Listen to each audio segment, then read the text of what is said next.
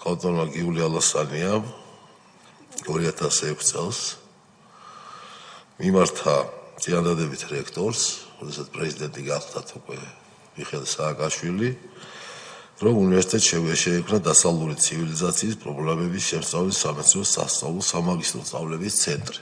ამის შემდეგ იწყება ახლა წნეხი უნივერსიტეტის რექტორზე. უნივერსიტეტს უჩერდება ავტორიზაცია.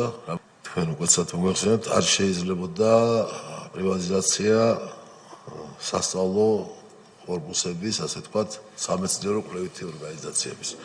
ეს მუხლი იცვლება პარლამენტში და საქართველოს ტექნიკური უნივერსიტეტი, რომელიც ფლობდა უდიდეს ქონებას, დაახლოებით ჩემო ძვირფასებო არის 22000 კვადრატული მეტრი, ეს არის სამურთალოზე და დამთავრდა ამით უნივერსიტეტის, ასე ვთქვათ, ქონების პრივატიზება, რომლიდანაც არც ერთი თეთრი საქართველოს ტექნიკურ უნივერსიტეტს არ მიუღია. ცოტა წარმოუდგენელი რამე თქვა ქალბატონმა გიულიმ, რომ იმიტომ წაიღო ეს ქონება აგვისტოში 2008 წლის, რომ პუტინს არ წაეღო.